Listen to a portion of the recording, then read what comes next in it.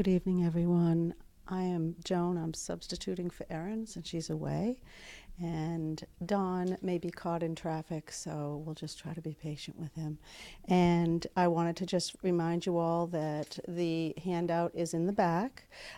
This is the practice class for the fourth module, which is Finding a Spiritual Teacher for the 2-year program Discovering Buddhism.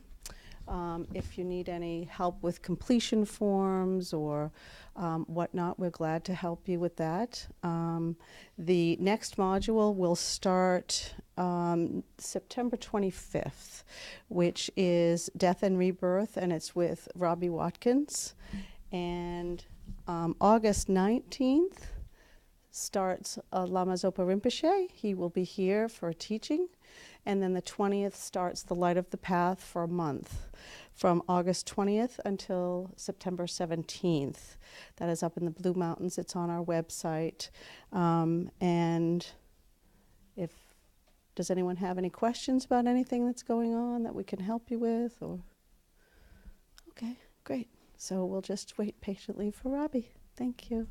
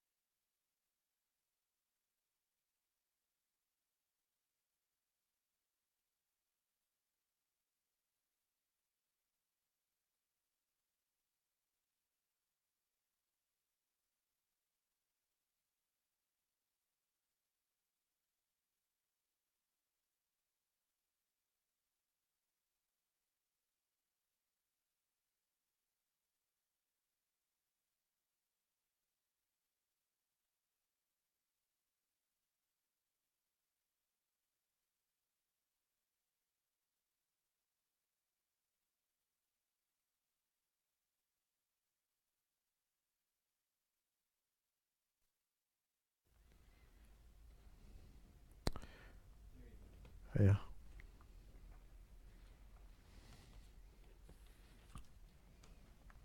Hmm. All right, so let's start out by, let's see. Do you mind moving forward one row? I feel like I want to tighten things up a little bit here. Be nice to actually have a horseshoe. Doesn't always work out that way.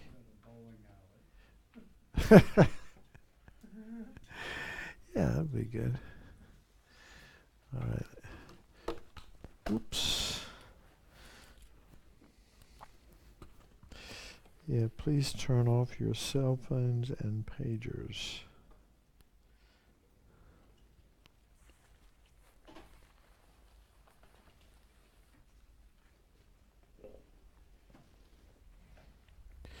Well, let's start out by doing a little guided meditation.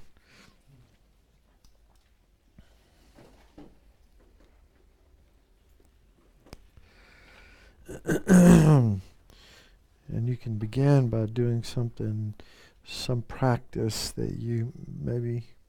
Well, I'll describe one, but you may have your own practice to bring your mind to one focus. We usually we start out with the breath, and you can take maybe 3 exaggerated breaths, and then let your breathing settle down to a more natural intensity or depth, and just bring your awareness to the breath after you do that.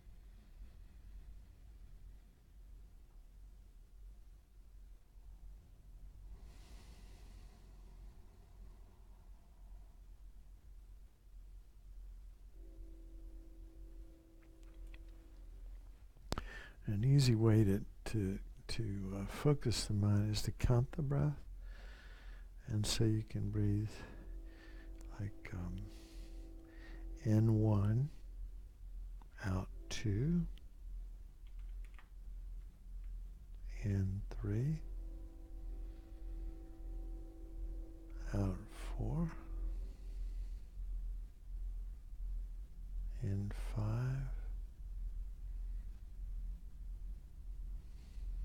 out 6, and so on, up to 10, and then start again.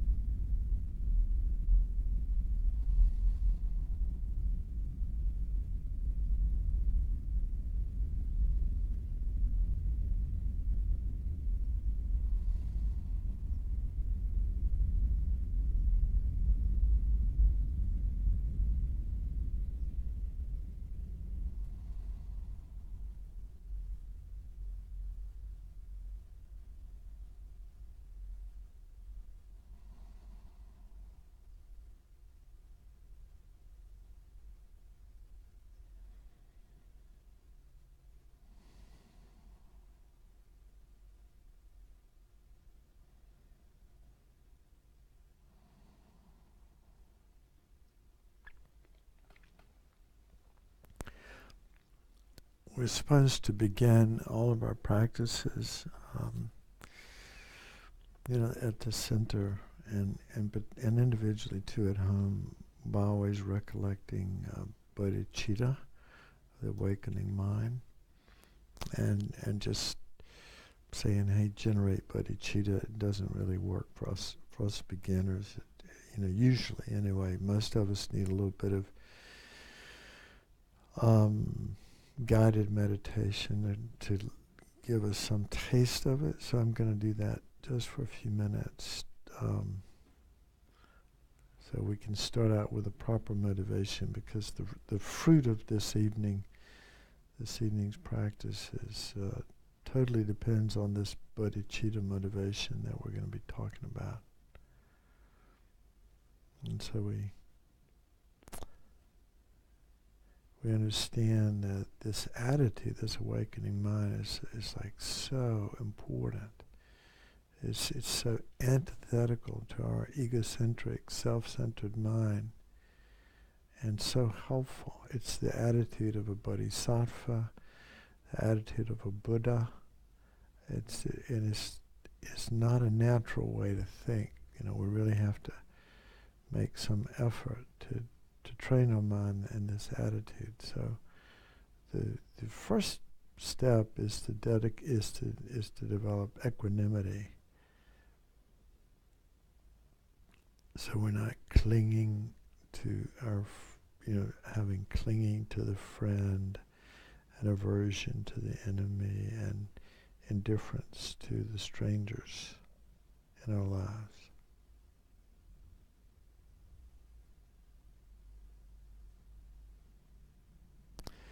And so one of the quick, sort of easy ways to think about it is that all of these relationships are so changeable.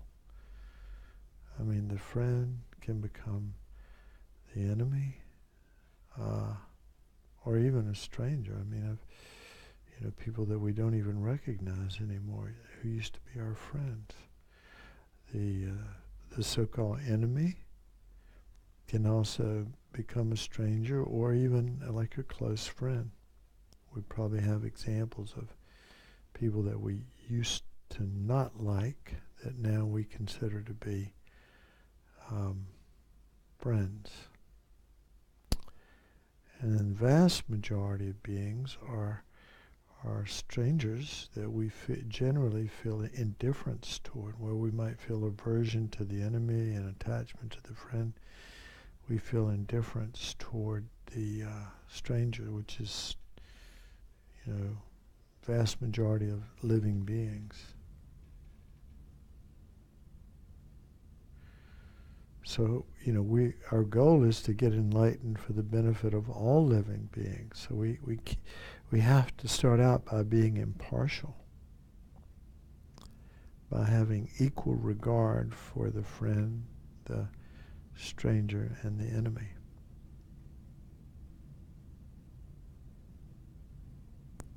So try to develop some sense of equanimity, realizing that these relationships are changeable, and they really are just labels, merely labels that our mind comes up with based on some superficial behavior or our interpretation.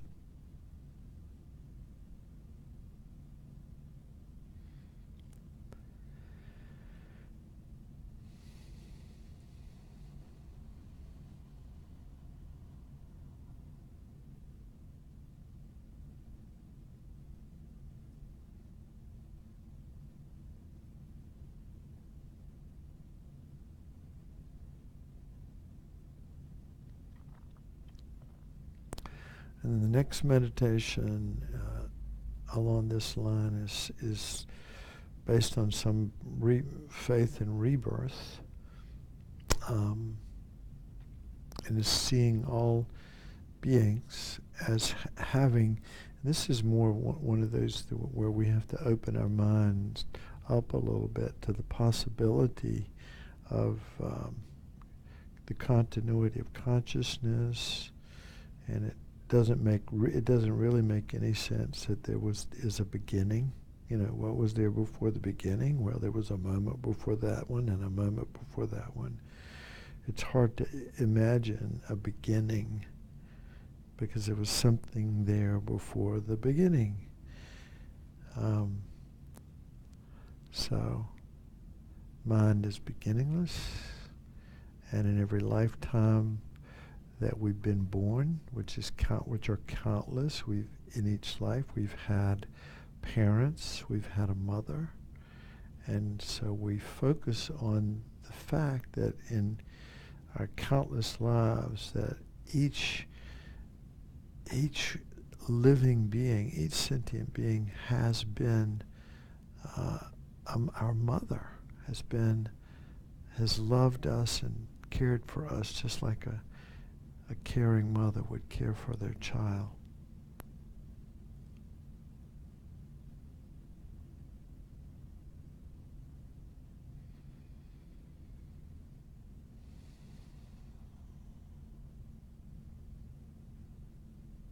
And the mother of this life has been our mother in countless past lives and will again be our mother in a future lifetime. And so we've all been in these close relationships with one another, a parent and child. And so if we do this meditation well, we immediately feel a sense of closeness whenever we see another living being. Without actually understanding why, it's just something we've trained our mind to experience.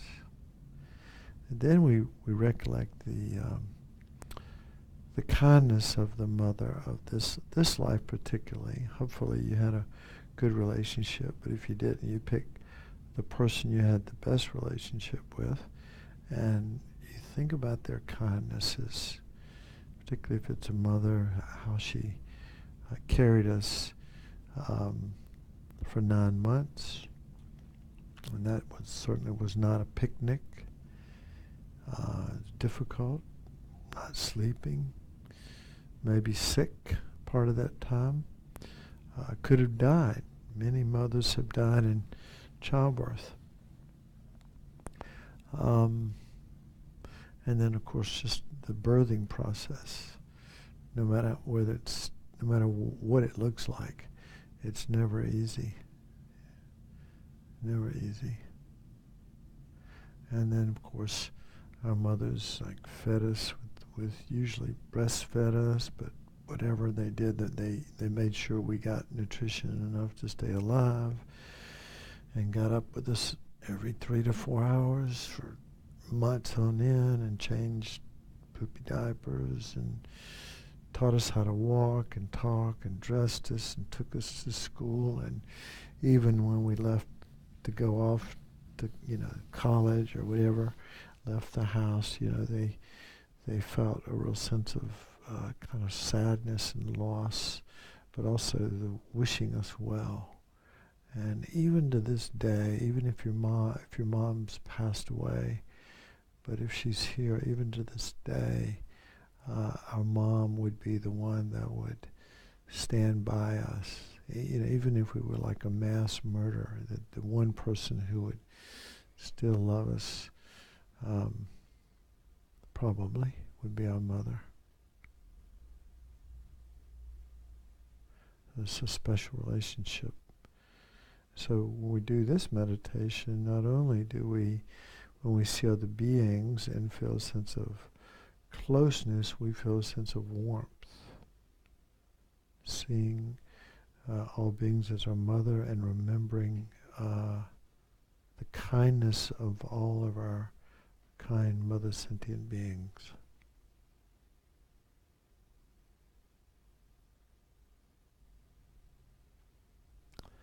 Then we develop the wish to repay the kindness. It's not, if somebody does you a favor, it's not my job to repay the kindness. It's our own responsibility to repay the kindness of others.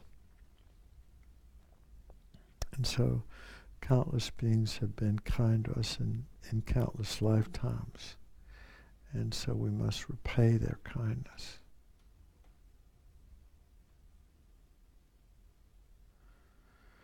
And then we focus on the faults of self. Well, we'll focus on how we're all equal. We all equally want happiness, and we all equally do not want to suffer.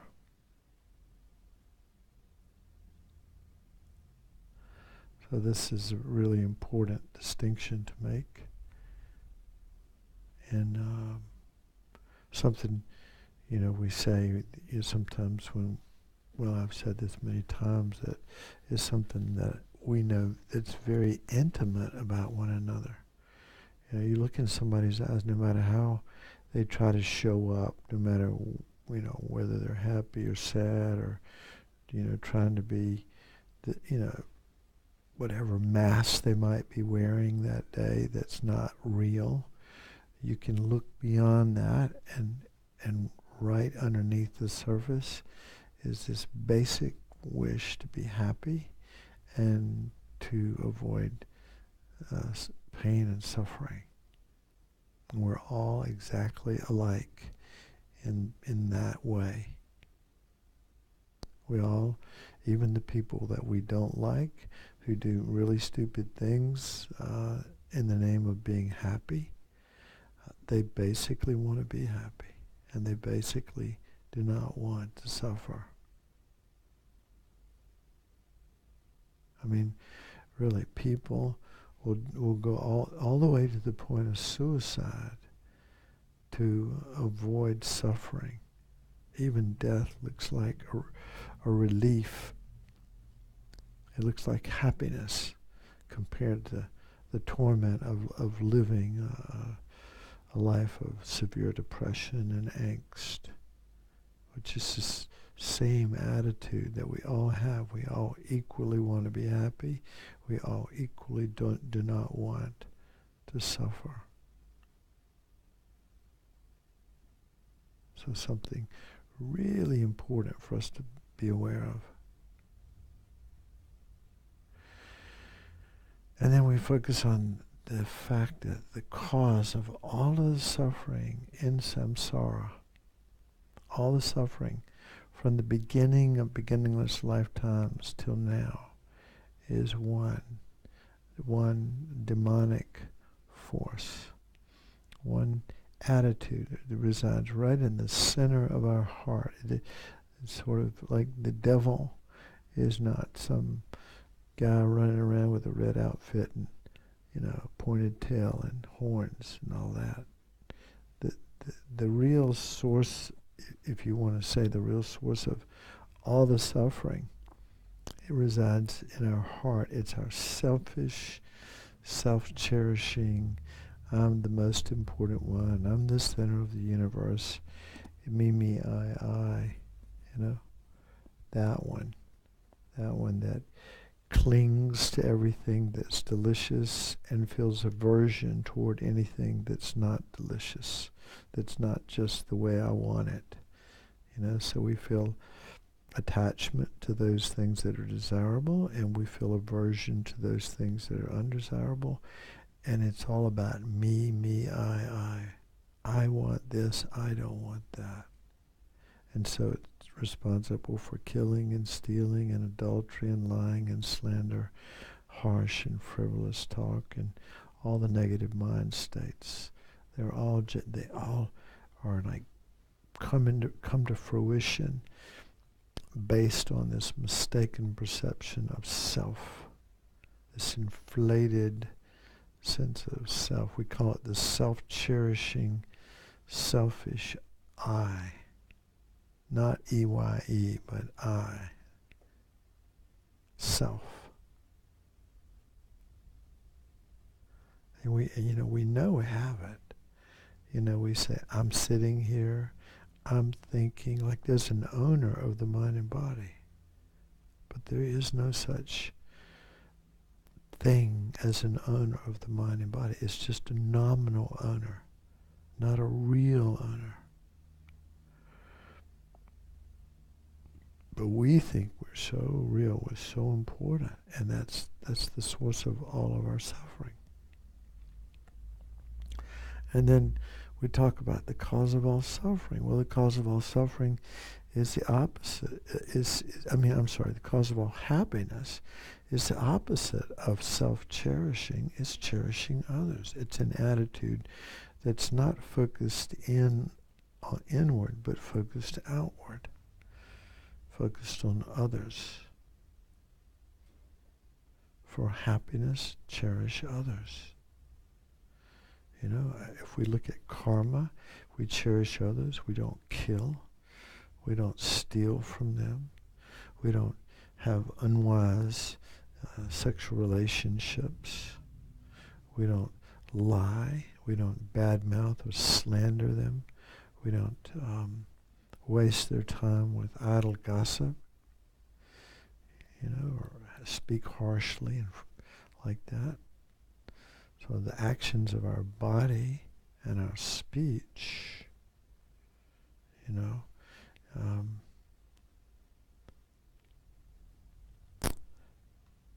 if we cherished others, we would behave much differently just in terms of what we say and do. And then from a mental perspective, if we cherished others, aversion and attachment and all the negative mind states ultimately originate from this self-cherishing I. So again, kind of interesting. What looks like our best friend is this sense of me and self. How I've got to take care of myself. We put so much effort into that. Turns out that's our worst enemy, is our selfish attitude. And cherishing others, which looks like we're losing something when we put our energy and focus outward, actually is the source of all happiness. And there's a little meditation we can do too, where we actually imagine exchanging self-cherishing for cherishing others.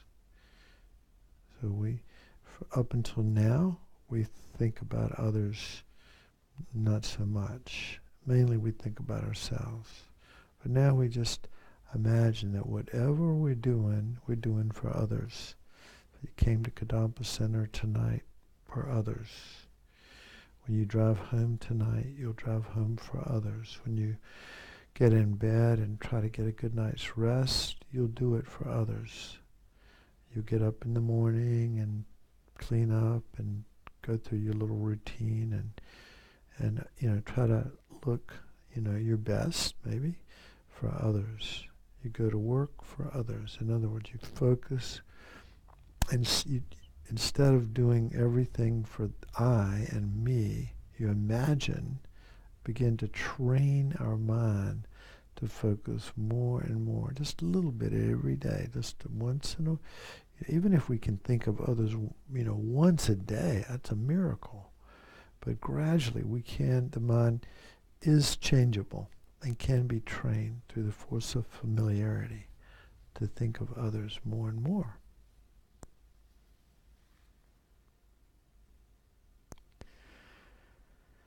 And then there's a meditation called the Supreme Wish, which is the attitude of a bodhisattva, and it boils down to it's kind of we talked about this last time a little bit, but it's like this amazing attitude of a spiritual warrior, so to speak. The bodhisattvas where they say, I must become enlightened for, it's basically an attitude of I'm personally responsible for the happiness of everyone. I don't exclude anybody. I see how everybody's been like family. Everybody's been extremely kind to me. I want them to be happy, and I want to be happy.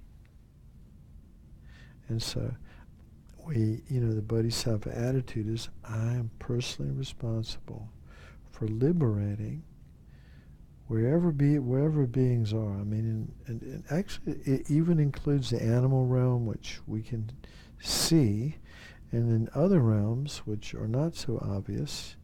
When you study Buddhist cosmology, there are far more beings in these other realms than there are in the human or animal realm.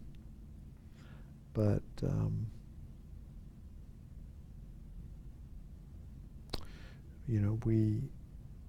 we dedicate ourselves to, guiding all beings, no matter where they are, from their current state of confusion and selfishness and suffering, wherever they are, guiding them from that state all the way along the steps of the path to supreme enlightenment.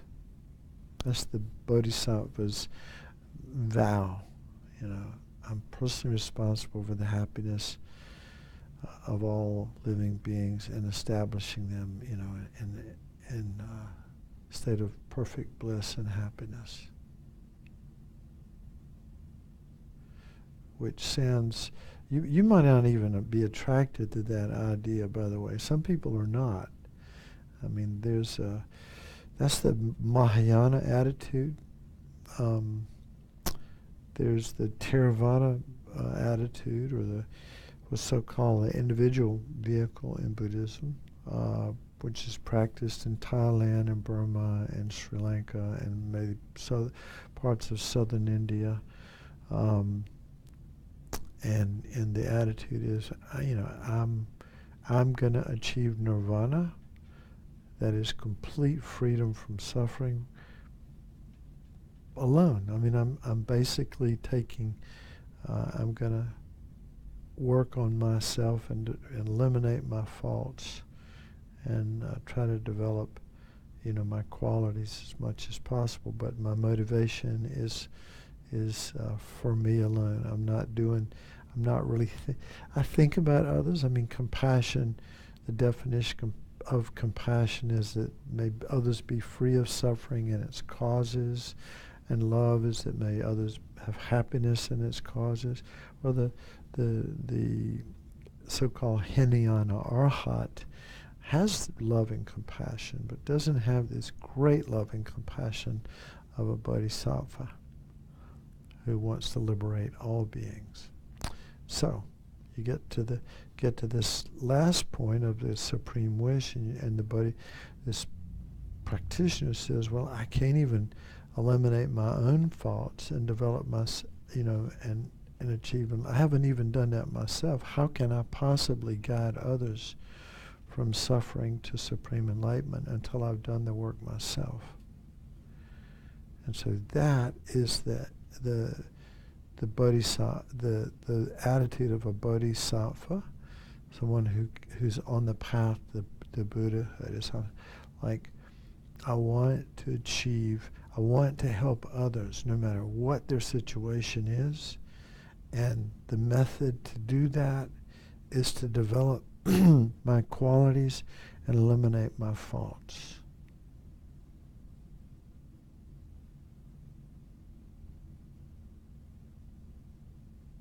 So it's like, said another way, I want to become enlightened. I want to eliminate my faults, and I want to develop all my good qualities. Why? So I can help others. Sometimes we say, if all you were looking for was just bliss and happiness, from a Buddhist perspective, if you eliminate the faults, the negative karma, when you eliminate that, what you experience is incredible joy and happiness. That's the experience of an arhat, someone who's achieved nirvana. But enlightenment, supreme enlightenment, is beyond that. It's much bigger. It's dedicated to all living beings.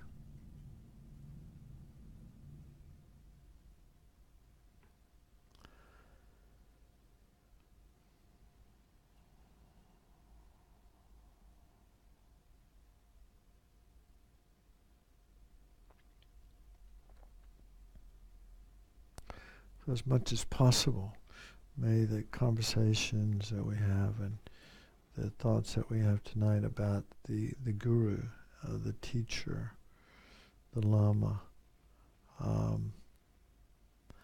that those feed into our path to supreme enlightenment, and we find something useful that that can support our inner transformation into becoming a happier and a more useful living being.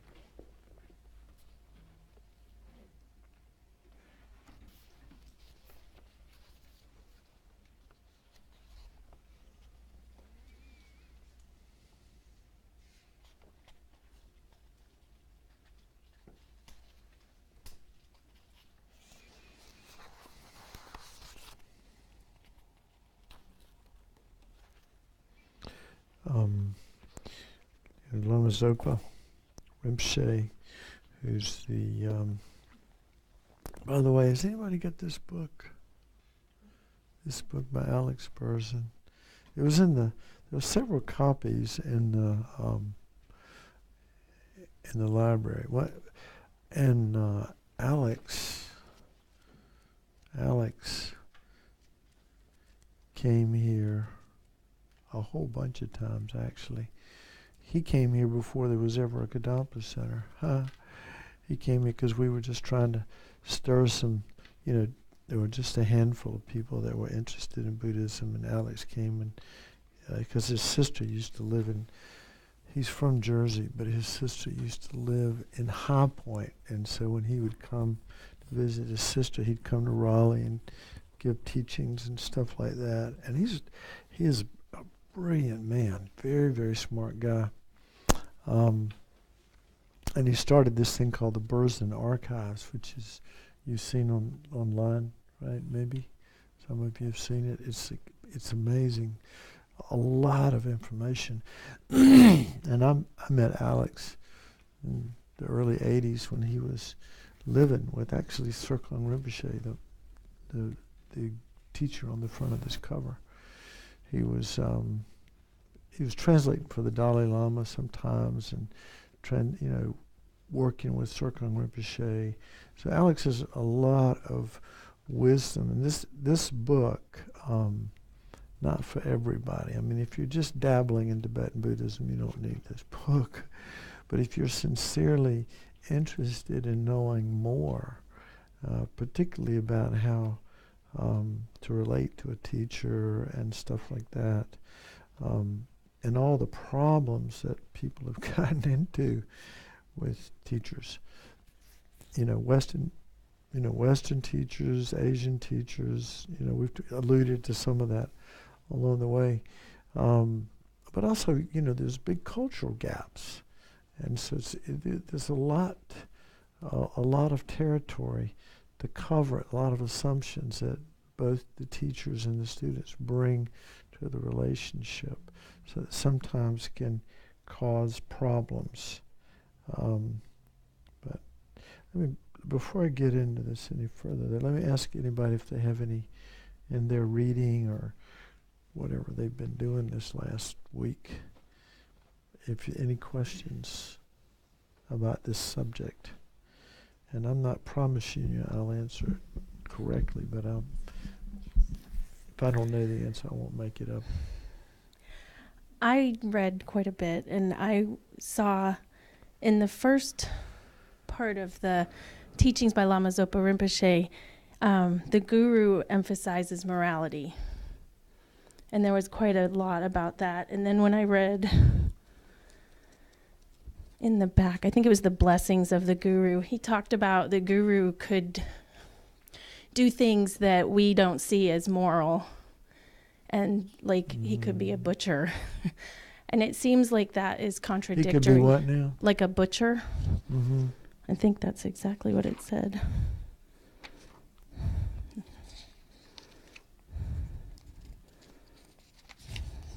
So this is Lama Zopa talking? Yes. Okay. And so I was Seems trying like to a wrap my head contradiction, around right? that. Yes. Yeah. Because as if we're new to this or trying to find a teacher, then we are, the way I read the first part, we're supposed to look for somebody who emphasizes morality. Right. But then we might, when we look to that teacher as a Buddha, they might do things that are not what we perceive as moral. Mm-hmm. I guess I was just trying to figure out what that meant, or What did you come up with? not a lot. I mean, but when you tried to maybe that figure it I'm- out, what came to your mind? That I don't have pure view, so I can't see the truth of the individual of what they're doing. Because he talked about also that they might be sending evil doer consciousness to another realm. And that was to a pure realm. So I don't know if they're trying to help that consciousness. I suppose they're trying to help them see or, overcome their bad karma. Or Mm-hmm. Okay. This is a very big topic I have discovered in the little bit of reading Yeah. compared to what there is out there. So it's... It is. It is. Anybody else got any thoughts about the guru emphasizing morality on one hand, but then maybe doing something that doesn't look so nice, you might say, like even yelling at you, or like the Zen master said. Like I said, how the Zen master go around and whack people with sticks, and I got hit by a stick one time in Japan, by the way. It was kind of woke me up. It was good. It would wake you I up. needed that. It picks the student up and throws him out the door. Doesn't look very nice, does it? Anybody see any? Yeah, go ahead. Emily. Grab the mic thank there. Thank you for everything you're doing. So this weekend, I actually took refuge and also made the Bodhisattva vow with Her Eminence Mandroling Jetsun Khandra Rinpoche at Lotus Garden in Virginia. Mm-hmm. And I got to hear her teaching on the Great Chariot, and which was extraordinary. But at one point, she tells a story about, she told us, or she gave an example about how there are people who don't believe that karma exists. And they are so arrogant and ignorant that they will go to the teacher and they'll be like, prove to me right now that that karma exists, right? And Her Eminence was like, so in the old days, teachers would have just slapped you across the face right then and there. And there's karma. There's karma for you. And fortunately or unfortunately, they don't do that anymore. So I think that I think when Rinpoche emphasizes morality in teachers, and that it might not look like what you expect, or that you don't understand because the teacher is eating meat or drinking alcohol, or, and this is complicated, committing sexual misconduct. You have to use common sense, right? So if you feel like you're watching the teacher and the teacher is committing actions that do not lead you towards liberation, then you have to walk away from that teacher because that teacher is not for you. But if the teacher is just doing something confusing, right? Where you're like, why are we eating meat? Like, I thought that was not okay. Why are you killing an animal right now? I thought that was not okay, right? It's complicated, right? It might not be okay.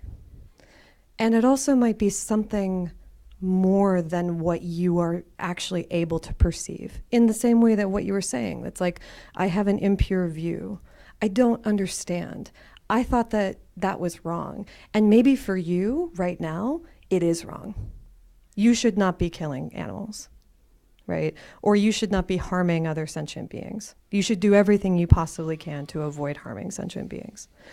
But if you witness your teacher doing something that you believe is harmful, and it's only confusing, right? It's not that you then think to yourself, I'm in danger, another person is in danger, that person's life is in danger, those kinds of things, right? If you're actually thinking that, then you must intervene or walk away from the teacher, right?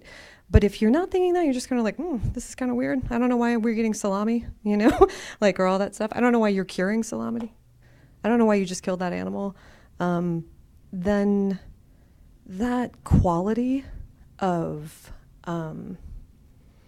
you don't know, you don't actually have the tools yet to perceive why the teacher is doing what the teacher is doing. And it might just be better to think, to encounter that, to be like, I don't know why. But I don't think they're wrong because my teacher is perfect. But I don't know why this is happening. That would be what I'd say about that. Yeah. It's kind of interesting too that we're talking about, I went over this last week a little bit, but in the beginning, we're talking about like Dharma friends, right? Like we're just Dharma friends, right? So I did, if you look at, you seeing me as perfect, it might help you, by the way, but it's not going to be accurate. Truthfully. However, as you progress along well, thank you.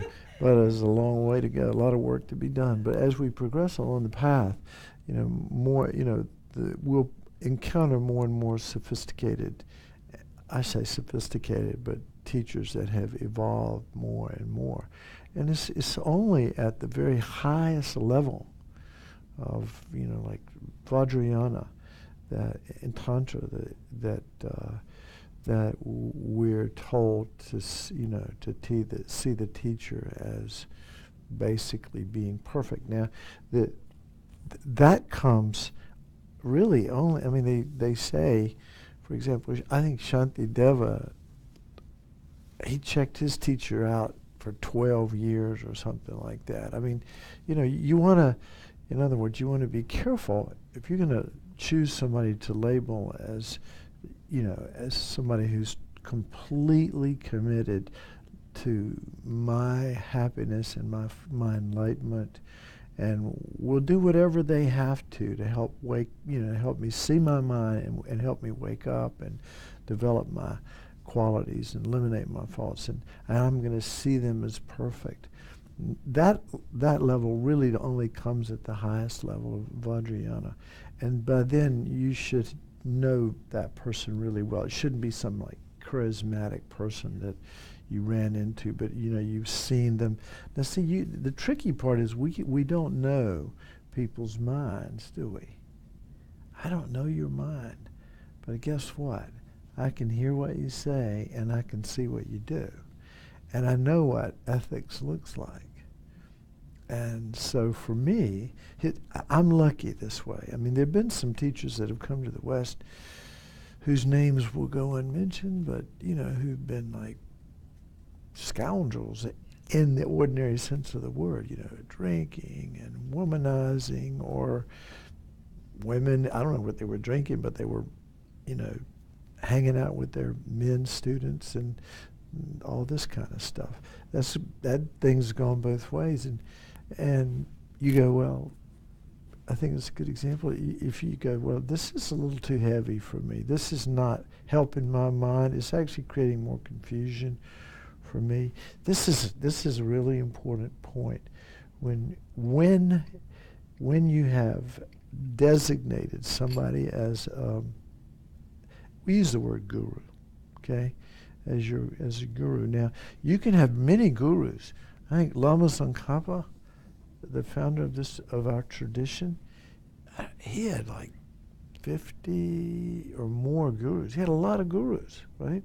But he only had one, what they call root guru, somebody that you have the heart connection with, the strongest connection with, your root guru. But you had many gurus, and with every guru that he had made the personal commitment to see that person as pure.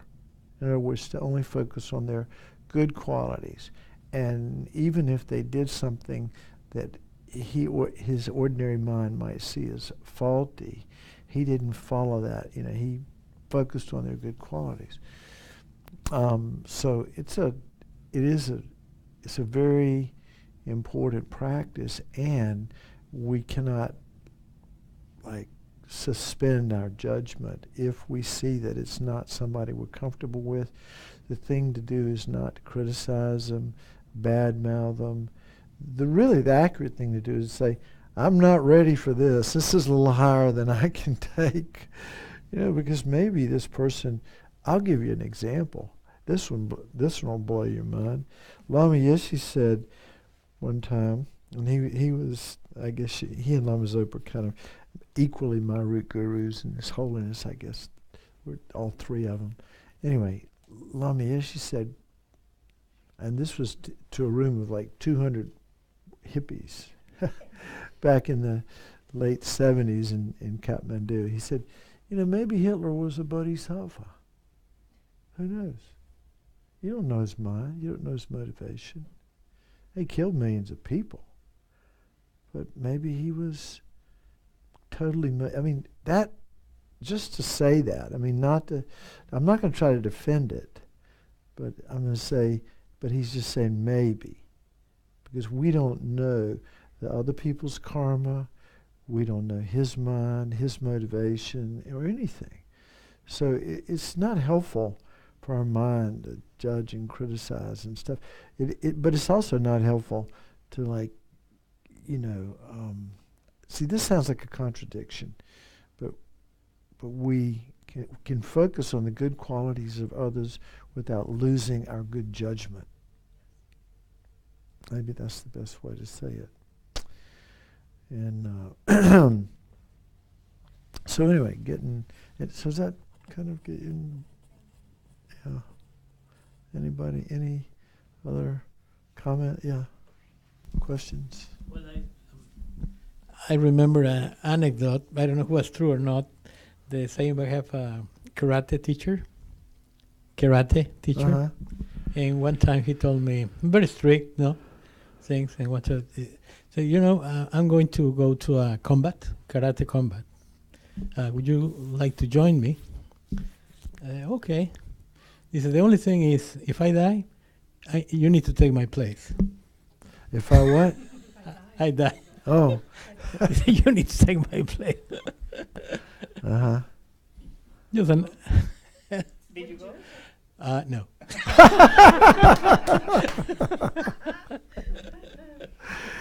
Oh, okay. That's good. Well, I'm trying to think of some good examples of things that I've seen, teachers that I've had over the years. For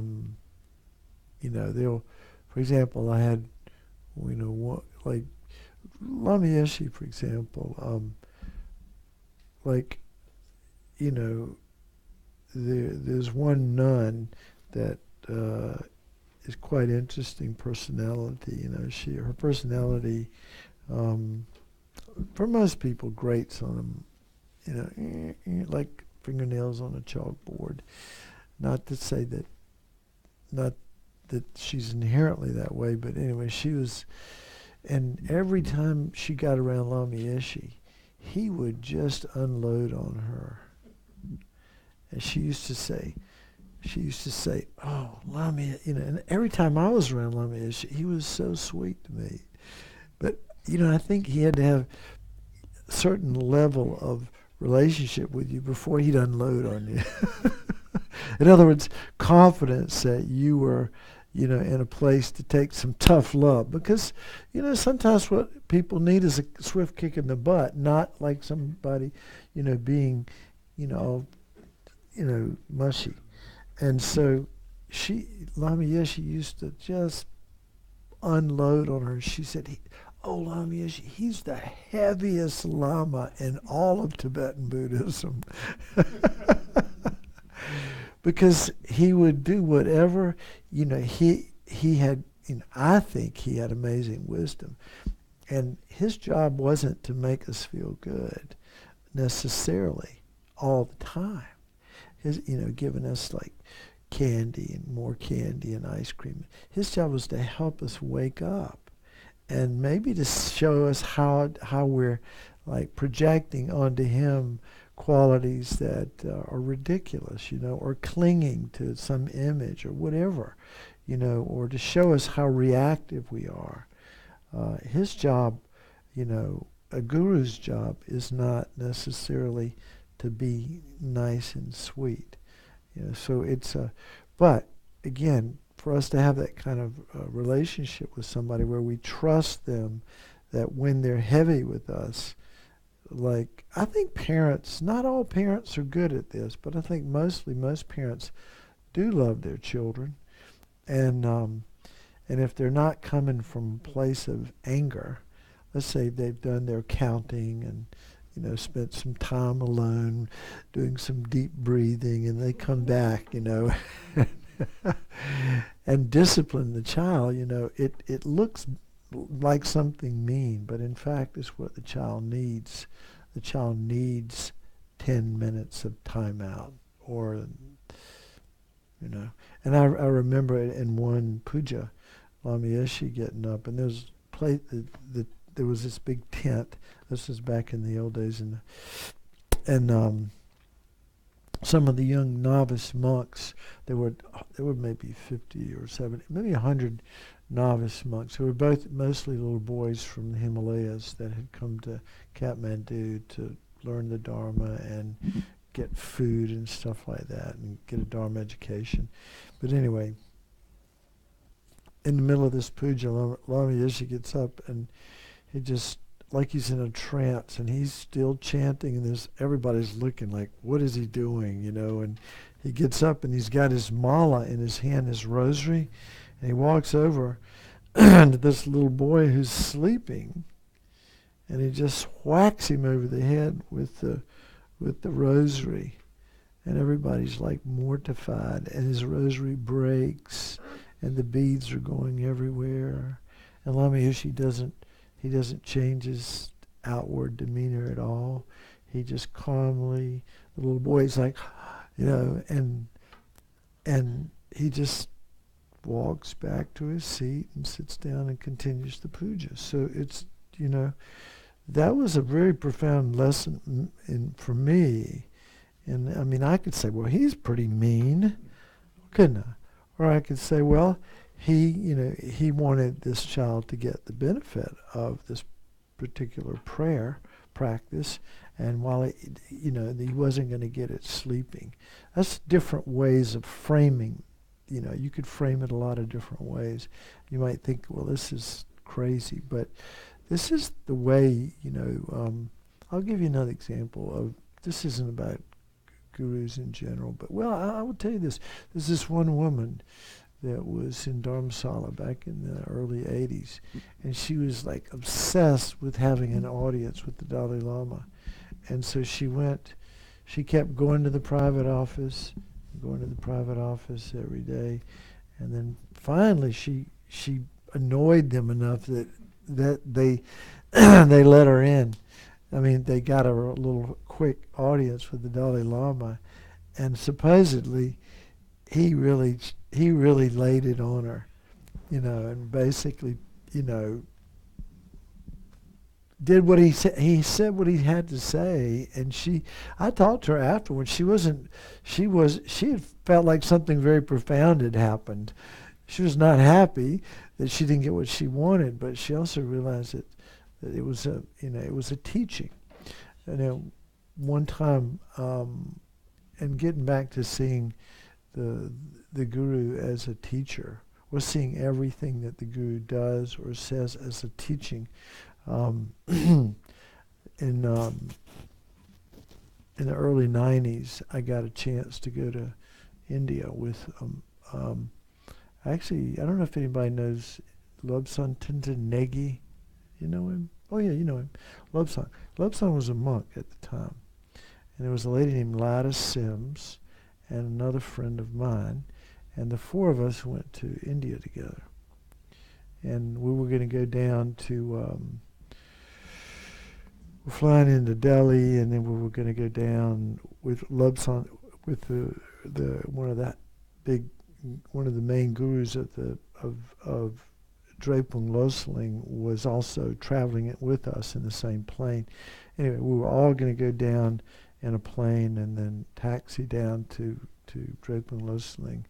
But before that, we were going to go up into the Himalayas for it took like 2 days by car to get to this place way up in the Himalayas on a road made out, and it was during monsoon, so the road was it'd be like having a sand castle at the beach, where you build a little castle and you just take your finger and draw it. The road was like that. I mean, it was like there were landslides all over the place. They had land movers getting landslides out of the way. I mean, and if we fell off the road, it was like a good 1,000 feet down to a river. I mean, people died on that road a lot. And fast forward, so what I'm getting at is that Lobsang said, look, the best thing for you guys to do, he was talking to three of us, is see everything that happens as a gift from the guru. See everything that happens that you would ordinarily label as negative as a gift from the guru. Well, we had a lot of gifts from the guru. I'm serious. Monsoon, we got caught between two landslides where we couldn't move. We had to end up sleeping on somebody's porch in our sleeping bags. There wasn't any food. This happened. I mean, there was one thing after another, getting sick, and this, and situations that were not comfortable, very difficult, scary. But every time we had a great time just seeing it as a gift from, it was really funny. Another gift from the guru, another gift from the guru. Whereas otherwise we'd just be annoyed, right? But we saw it as an opportunity to develop patience and inner strength. And in Buddhism, there's no possibility for happiness if we don't have patience and inner strength.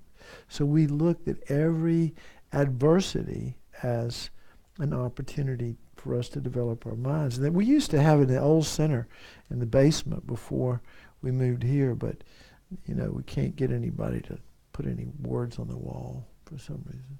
But anyway, we used to have words on the. You walk in the old center. How many people ever went to the basement center at Jack Rice's beside Robbie and I? Nobody. Anyway, you walk in the door and it said, "Cherish problems. They are the source of all of your past and future happiness." In big letters. You'll never see that anywhere else except a Buddhist center probably. But it's like cherish problems. So very much, the problems that we encountered on that trip, we tried to see them as a gift from the guru, opportunity for us to develop our inner strength. And then here's another thing that's really important in the teachings in Tantra. And I'm not gonna go into much detail about this because I don't think I can. But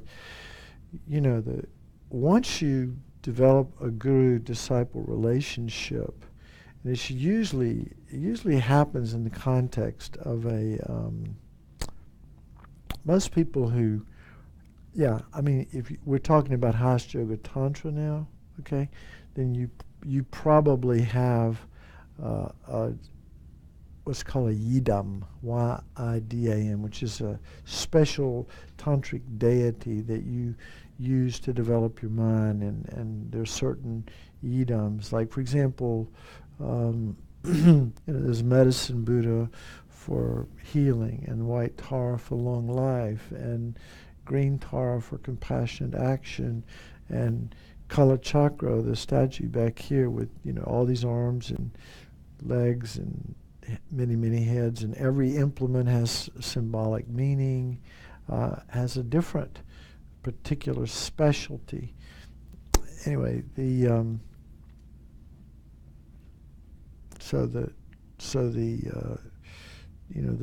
relationship with the guru in the Hatha Yoga Tantra world is really special, and you're instructed to see, and this is it's like the most important thing to remember, and maybe even at the level we are, particularly if you have a guru, but it's to see the inseparability of your mind, your guru's mind, and the deity and the meditational deity is as of the same nature. Okay? Your mind, your guru's mind, and the deity's mind as having the same nature. What does that sound like? What do you think the benefit of that might be? They would build confidence. It could, yeah. How would it build confidence?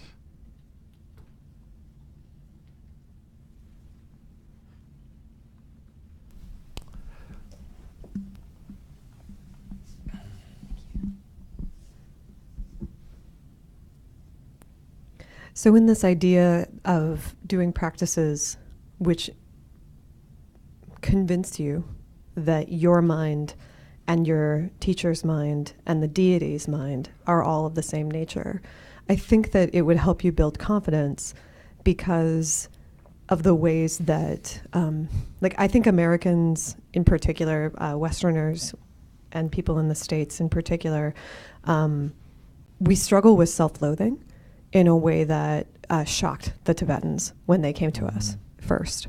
And they had to adjust the teachings, right? And actually it was a thing I would love to hear your thoughts on in terms of how to take this idea of holding the others first as not a way to dig in on one's own self-loathing, right? That I think that we have to figure out how to cherish ourselves as well as the others, as Americans, right?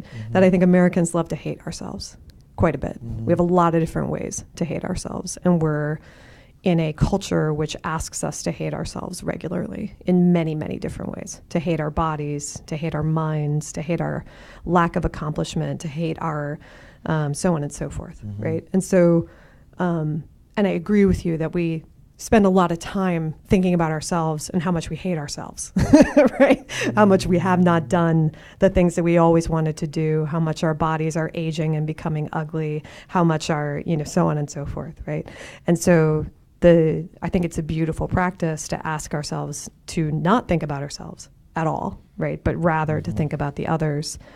And I think the missing piece for Americans, for people in the States, is that piece of imagining yourself to be luminous and perfect and capable of liberation within this lifetime, right? And that the practice of aligning one's mind with the perfect teacher and then also with the deity, right? I think is a way to overcome the obstacles of believing that you are not as capable or as perfect or as able as the Buddha to achieve Buddhahood, when in fact the Buddha himself said, no, you are all capable. I am no different from you. I've only thought about it a little bit more.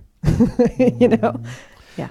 So, two things. I thought, first, I'm going to come back. Well, I'll go to that one. In Christianity, there's the Father and the Son and the Holy Ghost, and they have that Trinity. And, having been raised, Presbyterian there for a while, and I thought in Buddhism, they've got the deity. The tantric deity is supposed to symbolize not a god, not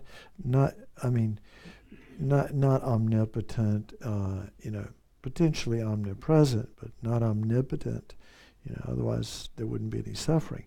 But there's this model of perfection, and then in between the deity and me is a living guru, is a teacher who I'm seeing. Kind of like Jesus was, right? There's God, and then there's Jesus, who was a living example of, God in personified. And then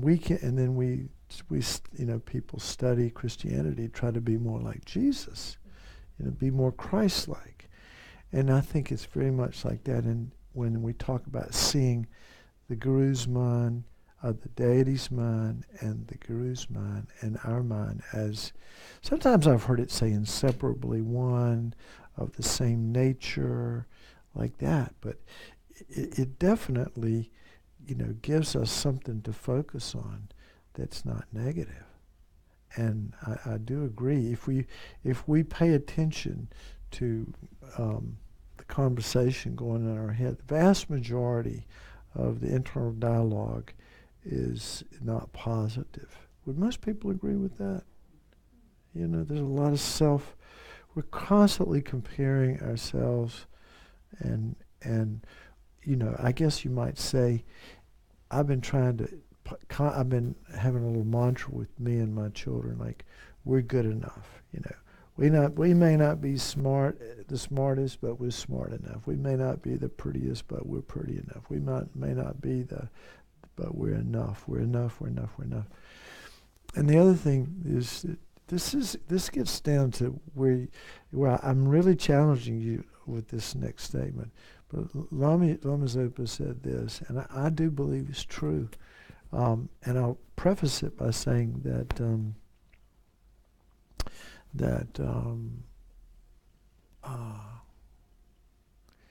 we're part of a lineage. Tibetan Buddhism, the Buddhist teachings have come down from the Buddha to his disciples who realized the teachings. We've been told, we have a choice to believe this or not, of course. But anyway, from teacher to disciple, who then teaches it, who realizes the meaning of it, and then passes it on. So it's a living tradition. But Tibetan Buddhism is, and Theravada Buddhism as well. So it's a living tradition in the sense that it's been passed down from people who actually have an experience of the teaching. And it's said that when it only exists in the books and the living exemplars of the teaching are all dead, when there's nobody that's sincerely practicing, there's nobody that has the experience of the teachings, no matter how many books, is dead. Buddhism cannot live as books. And so Lama Zopa said, and I think I can understand that when he says that without the guru, the Dharma is like eating crackers. There's no moisture. The guru brings the moisture to the teachings, makes them juicy, makes them palatable. And without that, they're just dry. And I thought, that's pretty powerful. And what a gift to give us is to give us the Dharma in a way that it's palatable. And teachers, their job is not to entertain us, although some of them are more entertaining than others. Yeah. I mean, Geshe Gelik on Sunday morning, Geshe Sampo, they're great, you know. They're fun to listen to, and, you know, I love to hear Geshe Gelik laugh and stuff like that. But, you know, their job isn't to entertain us. Their job is to educate us so that then we can hopefully use these teachings to develop our own, you know, good qualities. Yeah.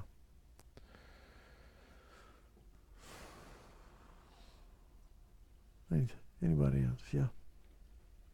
When you mention about when the living tradition dies, if all the teachers, that brings to mind the Dalai Lama when he passes on, and that tradition of who he is, and how he said he doesn't know whether, you know, he will be coming back, or will it be in China, will it be where it will be, it may not be there, it may not be right away. And I was just thinking about if he does not show up, or will that leave the community in a, what kind of a situation do you think that will create? Can we put that one on the back burner? You know, I don't know. I don't know. You know, Lama Tsongkhapa there was no reincarnation of Lama Tsongkhapa, the head of this lineage. There was no reincarnation specifically of Shakyamuni Buddha. And yet the teachings have survived. There's still a lot of people that, now they're, you know, here's the deal. In a monastery, and I've visited a few in my life, but in big monasteries like where Lobsang's from, in Drepung Losling, there might be like 3,000 monks, 3,500 monks in one monastery, which is like a small city, you know.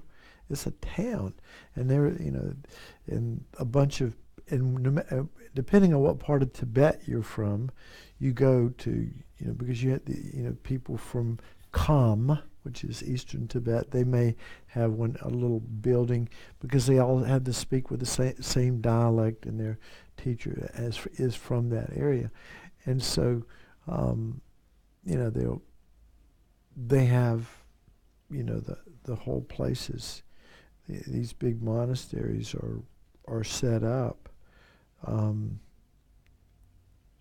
know, by you know, and each place that the students live with their teachers, so they get to have firsthand experience of the teachers, and oftentimes the teachers are paying for their students, and you know, the food for them and stuff like that. So it's very, you know, it's a completely different world of having access to teachers and so forth, which brings up another question.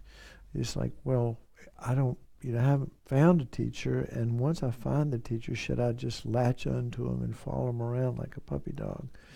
And the answer is, you know, probably not. You know, teachers are like our dangerous friends. We need to, you know, if we're around the teacher too much, we may have a tendency to start seeing their faults, right, which wouldn't be good for our mind. Also, it's just said that it's really probably best not to hang around your teacher too much, because they might just eat you alive. You know, you might get too much of the tough love. I don't know. But I've just heard that it's not necessary to be around the teacher all the time. I mean, back in the day in Tibet, people would, you know, students would go get teachings, and then they would do retreats. They might be gone for a year to try to realize the meaning of the teachings.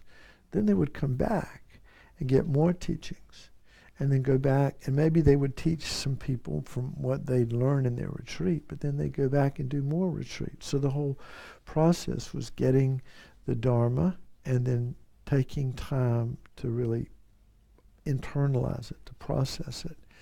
And so, yeah. There was one other thing I wanted to say about those big monasteries, but I can't think of what it was.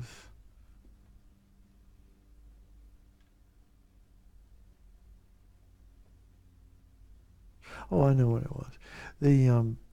So, in a monastery of 3,500 people, there may be, a lot of these monks are young men that have come over the Himalayas, and they're just trying to escape the Chinese, right? And they didn't have a place to go. And so the monastery is a welcoming place.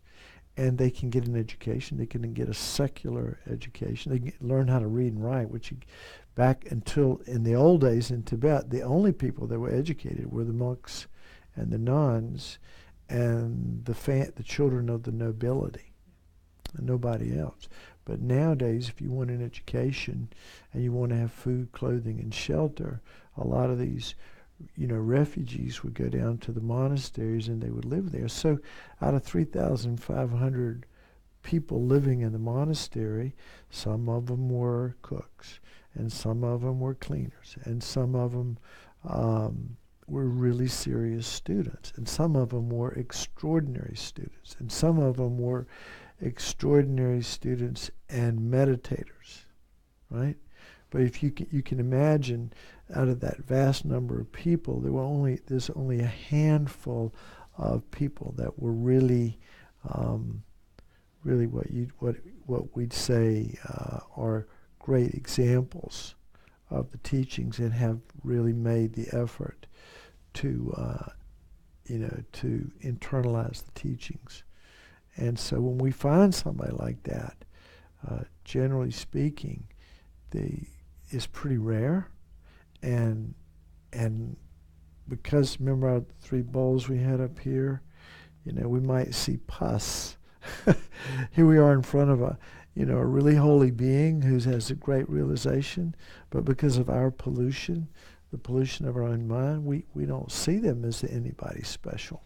We see them as ordinary, and that doesn't help us. So we have, we can talk all about the qualities of a good teacher, but what do you think the qualities of a good student are? Anybody? Pardon? Open mind. I mean, these are all listed in the book. But you have to be open to the teaching. Yeah. I mean, to hear them and see them. Yeah. In a positive way. Yeah. And open. Go ahead. Sorry. I just said you had to be open-minded to see them in a positive way. Right. That's all. Now, this is a good point. The Buddha said, examine my teachings. Like, he said, don't believe, I just love this about Buddhism when I first heard it. I said, don't buy this, just don't eat this up gobble it up like it was a big, ice cream sundae or something, and you make yourself sick. He said, just check it out. Check out the teachings. See if they fit your experience. Does it make sense? Is it logical? Does it harm me if I behave or act or incorporate these teachings? Does it harm others? And there will invariably be teachings that we won't understand completely, right? Rebirth, for example. I mean, that's one I've been working on for decades. I mean, most Tibetans, it's just an automatic. But if you're from the West, for us it's not automatic. But with time and familiarization and some understanding and making effort, maybe can gradually begin to have more and more faith in rebirth, because that's an important point in Buddhism. When we're developing bodhicitta and so forth, even refuge. When you take refuge, you're taking refuge from the suffering of the lower realms. Well, that's not here. That's someplace. That's a whole realm that our mind can project and create. It has many times in the past. So there's a lot in Buddhism that we haven't experienced yet. We can't validate it with our direct experience. So what I've personally done is I try to the teachings that I haven't quite, I don't quite understand. But there's so much there it's like I don't want to throw out the baby with the bathwater, And I'm not saying it's bathwater, it's just bathwater to me. So I just say set it aside. If rebirth is not the right thing for you, or bodhicitta is too much to bite off right now, just set it aside. Don't throw it away, right? Just set it aside, or creatively align with it and see how it affects your mind. Like seeing everybody as having been our mother. Wow, that's pretty wild. And then everybody's been as kind to me as my mother in this life. That's even wilder. And then I must repay that kindness of all these kind mother sentient beings. How does that affect our mind? And for the most part, unless we just go, that's stupid, that's ignorant, I'm not going to do that, it can have a softening effect on the mind. And I think the Dalai Lama, and I'm not sure, I can't say why he's this way, but I think if he I do know that he meditates on bodhicitta every day. All right, and so he feels so he often says, when I meet somebody new, I always feel a sense of connection, like I feel warmth, like a friend. It's not like I don't know, I don't have anything in common with these people. And I think that's the fruit of having done these contemplations, thousands and thousands and thousands of times, that you begin to see how we're all interconnected like that. But again, the point is not to believe it. Again, it's to just, if you can, if it fits your experience, doesn't harm you, doesn't harm others, and you want to adopt it, you adopt it and go with it and see if it works. If it doesn't, I remember John Fay was talking about Guru devotion, the friend of ours, and he said, if it works for you, then do it. And he says, if it doesn't work for you, then do something else. And that is so liberating, isn't it? Because we don't have to do it. It's an invitation. Buddhism is an invitation. The Buddha said, come and see for yourself. Check it out. Check it out. See if it works for you. If it does, great. Then transform your mind, achieve nirvana, achieve enlightenment, and help others. If it doesn't work for you, then maybe something else would be better. There's lots of recipes out there, right? We don't all like the same thing. And so Buddhism is very generous that way.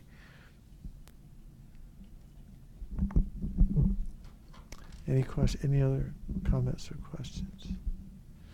All right, so we're running, yeah.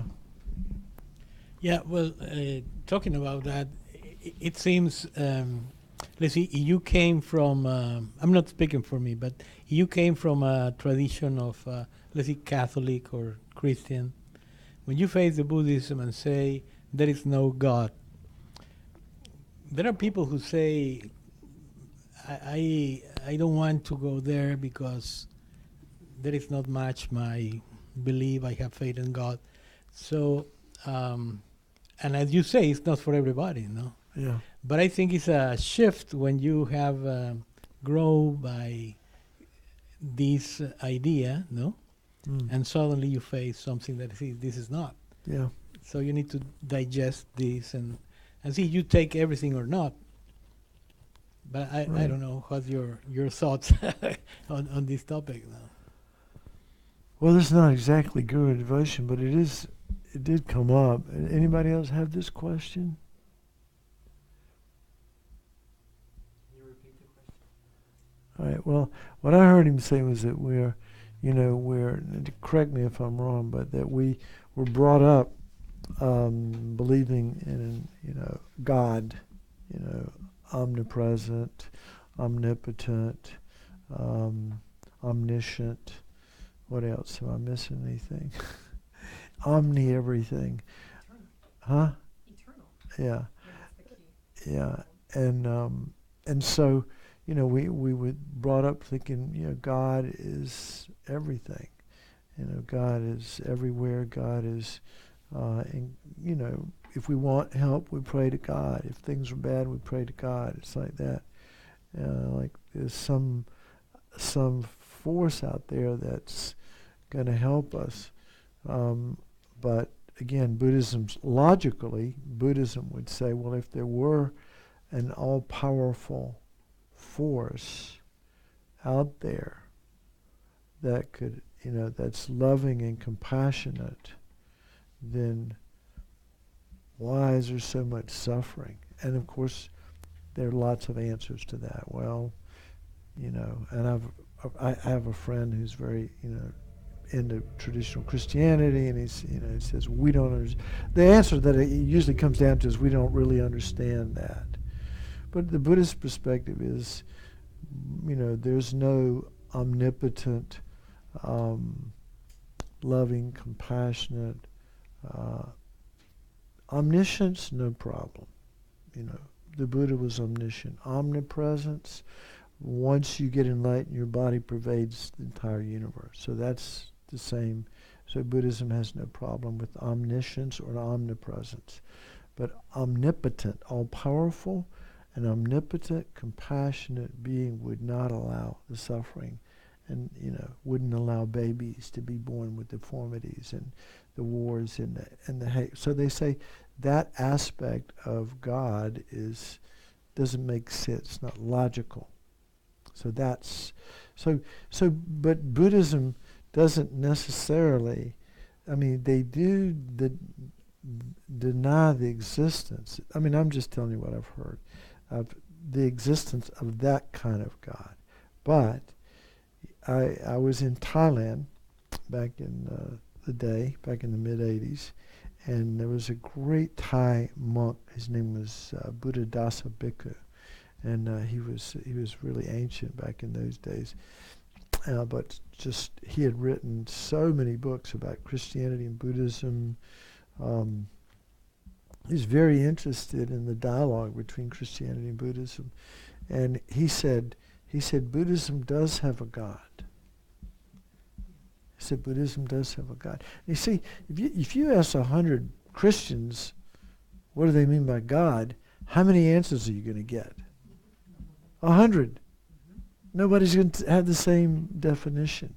Well, he said Buddhism's got a God, and it's basically if you do this, you get that.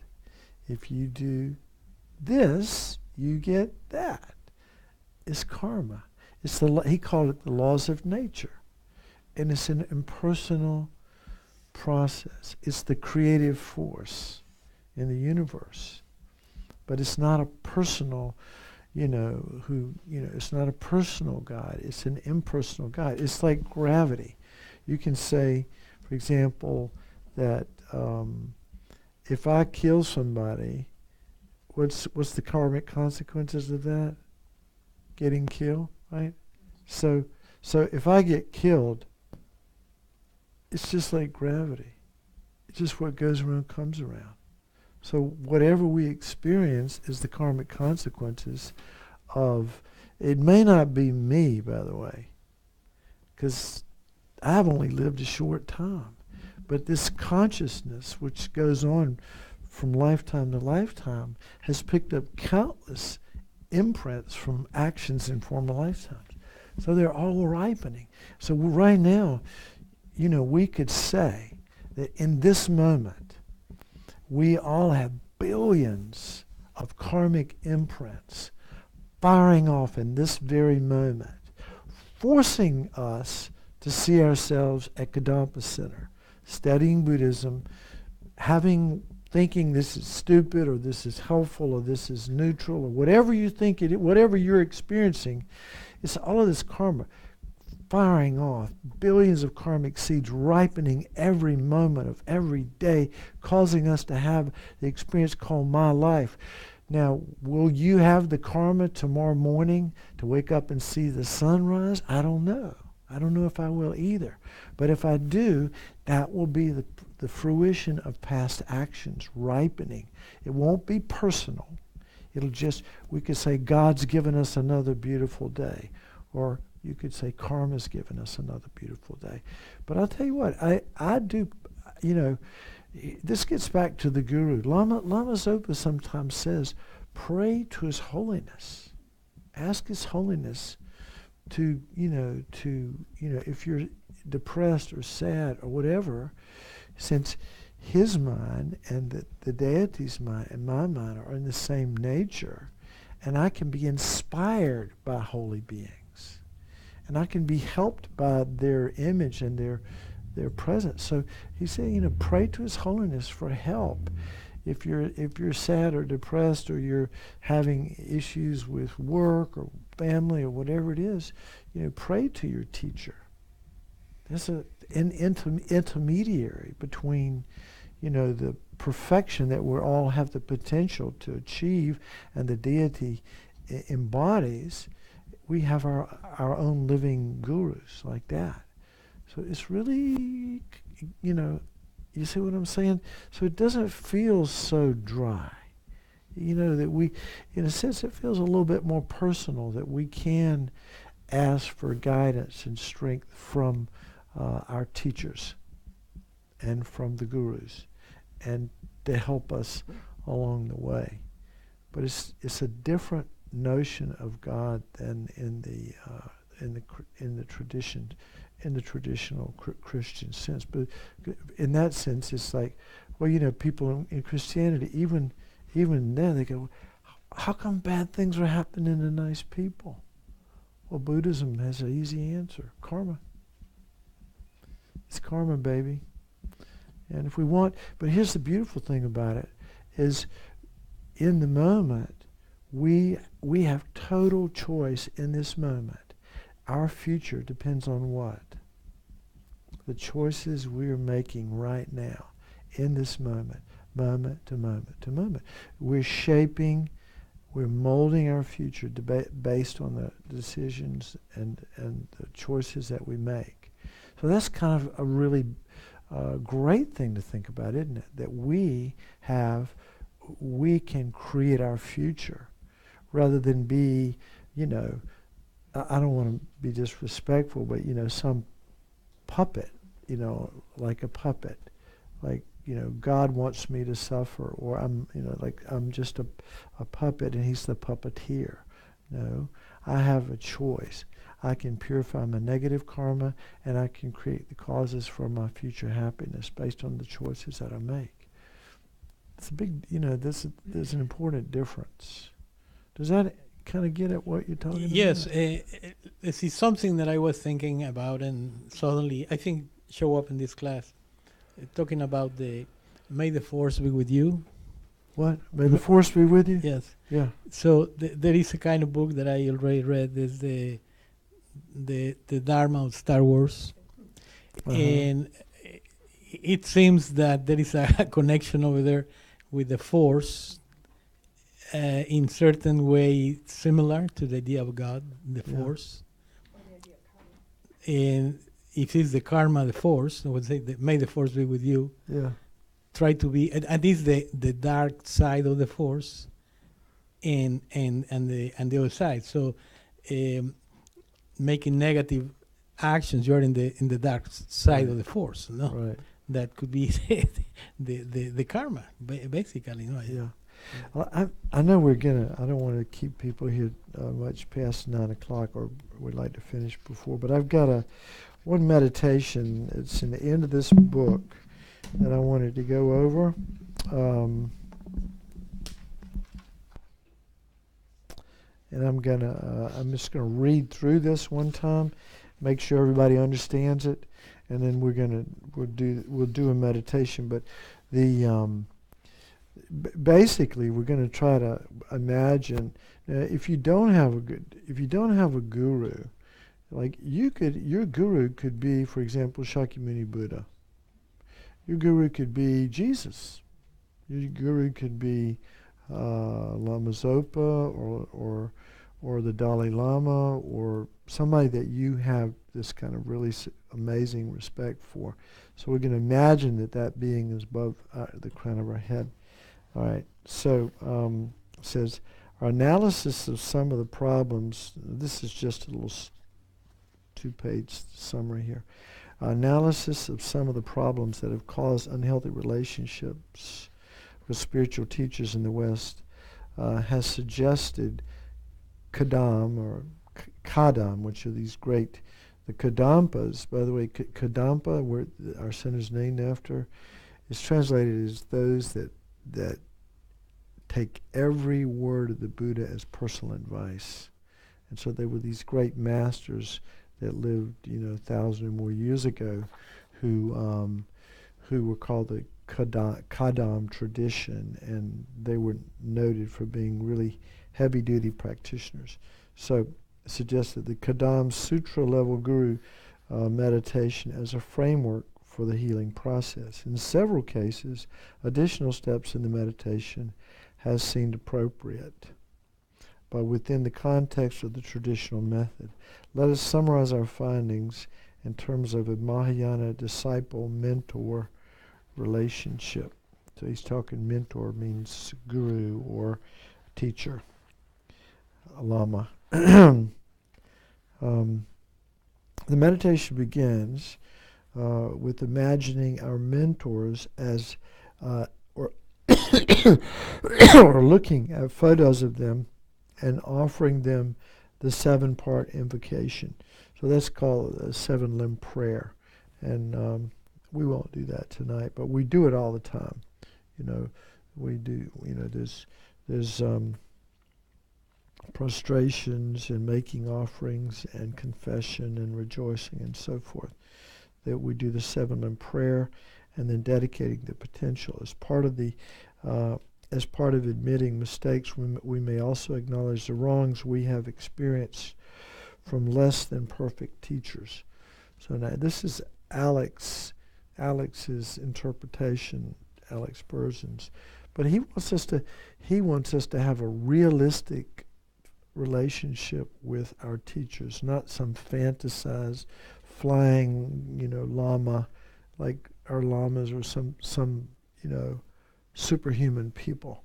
He says some of them have made mistakes, and maybe our teachers have, our mentors have. But he says as part of admitting our mistakes, we may also acknowledge the wrongs we might have experienced from the less than perfect teachers. Following the invocation, we remind ourselves of the advantages. Is there any way we can turn the AC on a little bit? Isn't it warm in here? It feels kind of stifling. So following the invocation, we remind ourselves of the advantages of focusing on our mentors' good qualities and the disadvantages on dwelling on their faults. So we're looking at our teachers and focusing on their good qualities and the disadvantages of focusing on their faults. Then bring to mind the teacher's shortcomings, clear away any conventional inaccuracies, and meditate on the conventionally accurate faults as devoid of existing of inherent flaws. So that's another way of saying realize that whatever we're seeing in the teacher that's a fault is really not totally out there, but created by our own mind. There's not an inherently existent flaw in our teacher. Our mind is, creating our reality all the time. Okay?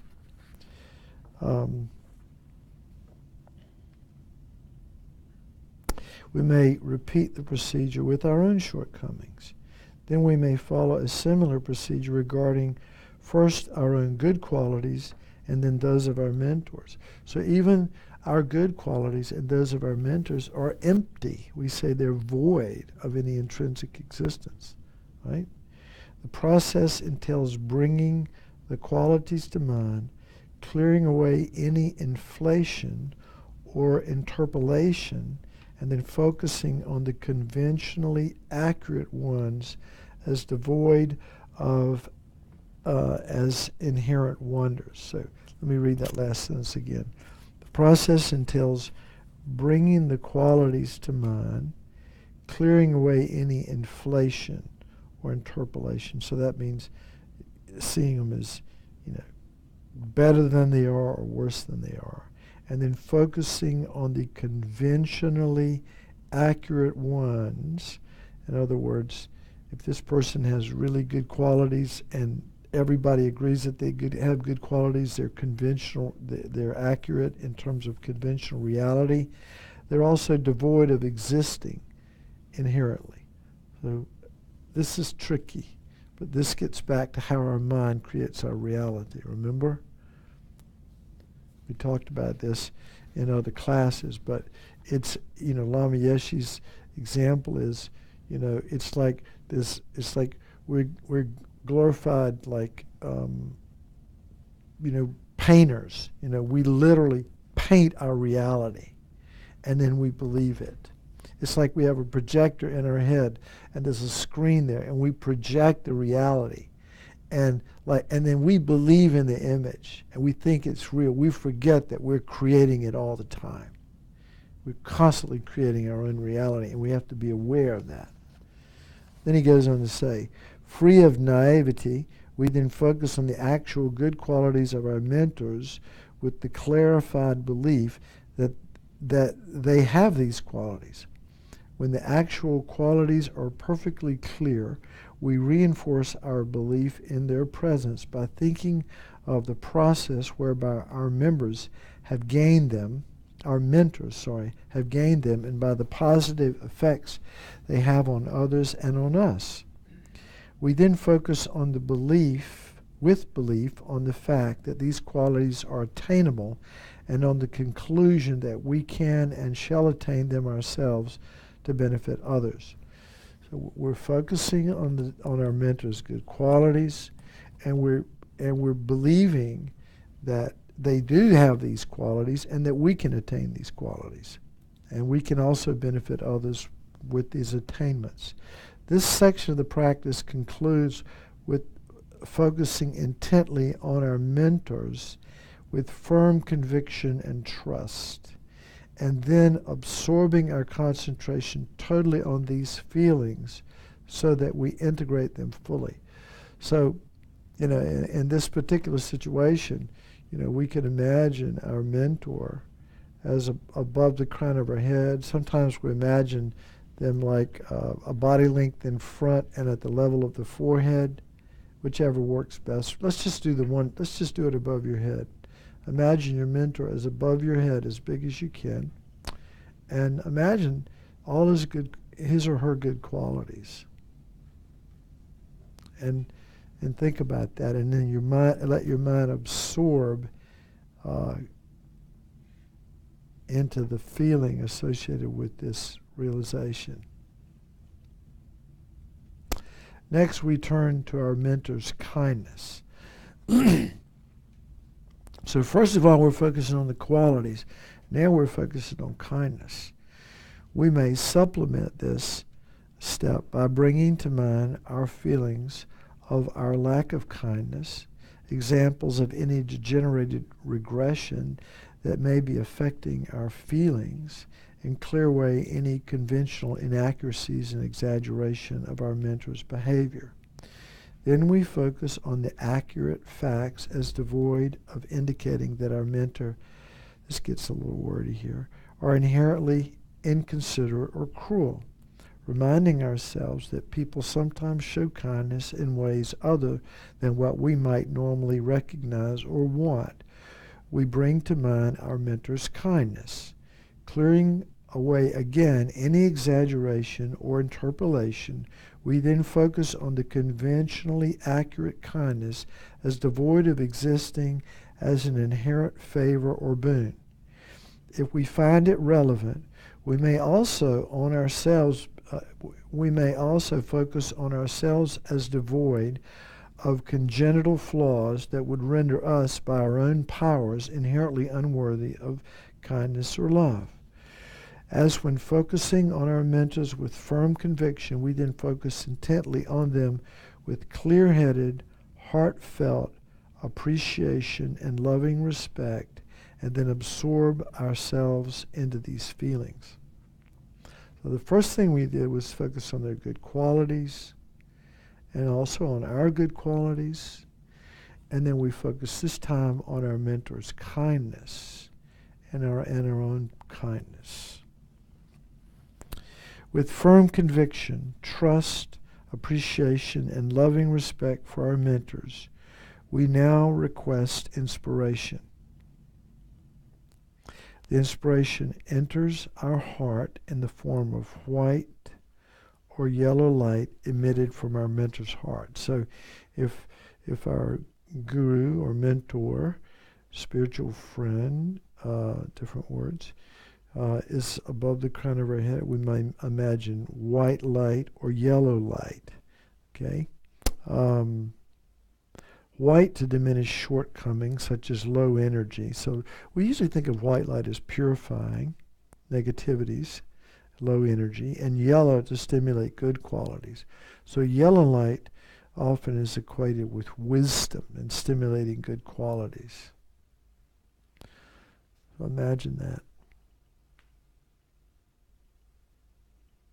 Maybe start out with the white light coming from your mentor's heart and coming down through the crown of your head and completely filling you and really kind of flushing all the negativities and shortcomings out of your body. And then the yellow light, again from the mentor's heart,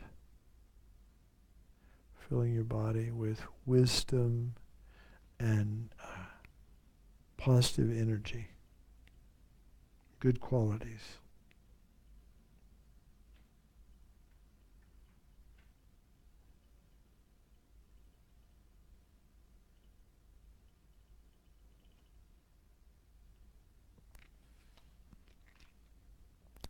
We then imagine tiny images of our mentors coming to the crown of our heads.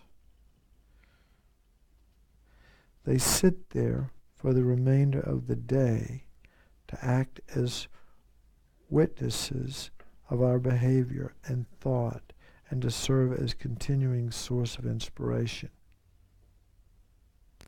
And then before going to sleep at night, we may imagine these tiny images of our mentors come to our hearts, like come down through the crown of the head and dissolve in our heart.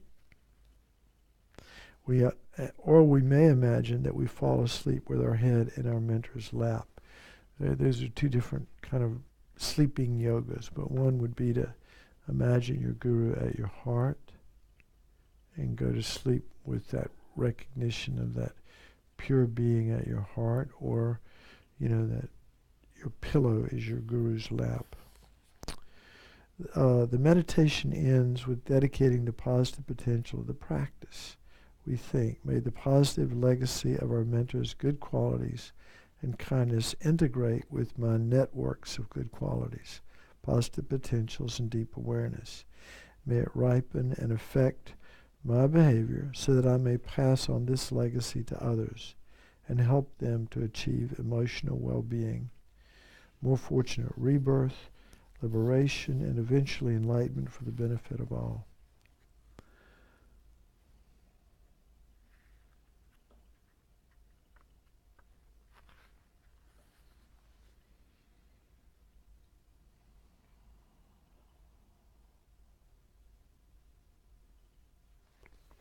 So this would be, if there was one, there's several meditations, and there's a whole text that's recommended in the in this handout, on doing the Guru Shakyamuni Buddha practice. But it's like 20 pages long, and I just couldn't see doing that in this class tonight. It would be too much. But you can use Guru Shakyamuni Buddha as your image, coming to the crown of your head and dissolving into you and absorbing, and you having his good qualities, but and remembering his kindness. But the two main aspects of Guru devotion that we need to focus on is seeing the good qualities of the guru, of the mentor, and remembering their kindness. Good qualities and their kindness. That's really important. And then lastly, Lama Zopa, when he teaches, some people think it's a little bit over the top, but I'll tell you that, and he teaches Guru, this whole notion of the spiritual friend, the importance of the spiritual friend, the importance of having, a strong connection to a spiritual friend. Otherwise, you will never make significant progress on the spiritual path. You'll just be, posturing. But the example I think I made earlier was, like the saltines, and how the teacher can make this palatable, and you can actually swallow it, and it's more digestible that way, and they really do, the teachers really do, the qualified teachers. Now, I'm not just talking about everybody, but the qualified teachers, whether they be lay people or whether they be monks or nuns, doesn't matter. But the qualified teachers bring the teachings to life for us, and those people are few and but they're special. They're really important for us to have access to those kinds of people and get guidance from them, because a really qualified guru will know your mind. Just like a good, if you have a good physician who knows you well, and you go to them with a particular illness, and they know your history and all your allergies and everything, and you got something, they can give you the exact medicine you need, right? And that's the purpose of a great guru, is they know exactly the medicine to give us to help tame our mind, to help us. If our big problem is anger, they'll give us the medicine for anger. If our big problem is fear, they'll give us the medicine for fear. If our big problem is attachment, they'll give us the medicine for attachment, and so on. So it's it's really it's really important. And Lama Zopa Rinpoche he talks a lot about the importance of keeping your guru in your heart. Literally, like, instead of on top of the head, like this meditation, like having your teacher be in your heart all the time, listening, helping you experience life in a more, sort of dharmic way, I guess is one way of saying it. Any questions before we wrap it up? Yeah. What was the name of the teacher? Buddhism does have a God and its karma. Oh, Buddhadasa Bhikkhu. Buddhadasa, Buddhadasa, Bhikkhu, Bikkhu. And there was a guy from, I think he was from Cornell. His name was Swearington, Swearington, who would go there to Thailand and help Buddhadasa get his books published. And he was a professor at one of these big universities somewhere. Anyway, yeah.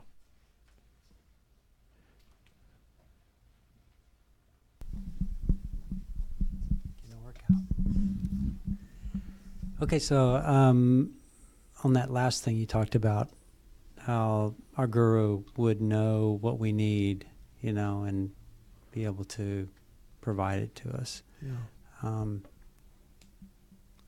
How? I'm wondering about I mean, I understand, I can kind of relate to that if I'm living with the guru and I'm the teacher and they know me intimately. But what about, and having a guru that doesn't even know that they're your guru, how does that work? Is it? That'd be a good question for Geshe Gelek. Okay. No, I've had the same question. Trust me.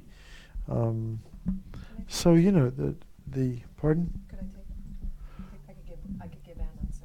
Well, let me take a stab at it first. So how can the guru know your mind? Is that what you're saying? Kind of like that. Yeah. I mean, particularly if they don't know you. All right. Well, so here's the thing.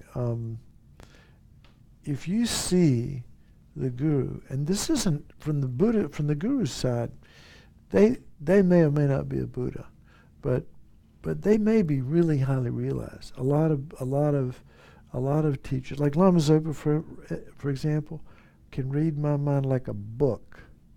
I've been 100 yards away from him, and he's told me that would send somebody to come and get me, and then ask me what is it about such and such a thing that you're worried about. I mean, I don't know. It's kind of woo-woo, but there are but a Buddha would be able, an enlightened being. That's the point of being a Buddha, isn't it? Is to know people's karmic predispositions and then know what medicine they need to wake up and experience their full potential. And so if you can find a teacher, now they have another saying, if you want to know somebody's past karma, what do you look at? Their living conditions. If you want to know their future karma, what do you look at? Their mind. Okay? You want to know what somebody's future is going to look like?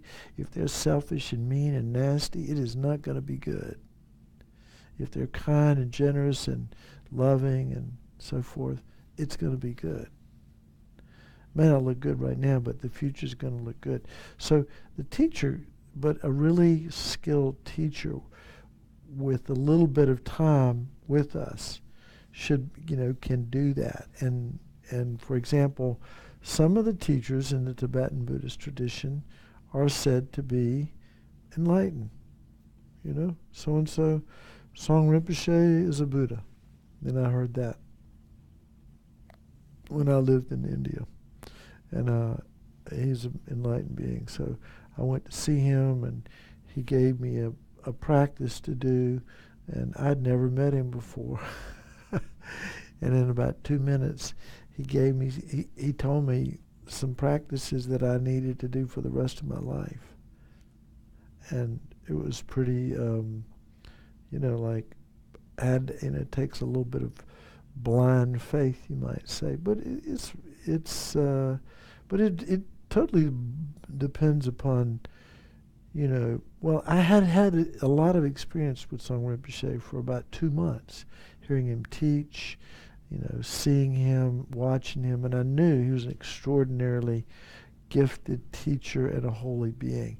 So when he gave me that advice, even though he didn't know me personally, I knew that it was coming from a place of wisdom. But I don't know how he knew my karma other than I trusted that he did. But this gets into the realm of you can't prove it. And so you either discard it or you just say, I don't want to go there, or I recommend just setting it aside, And maybe it'll make more sense later, maybe not.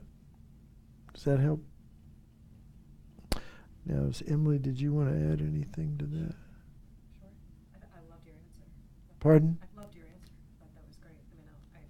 I Oh, you said you had something else to say.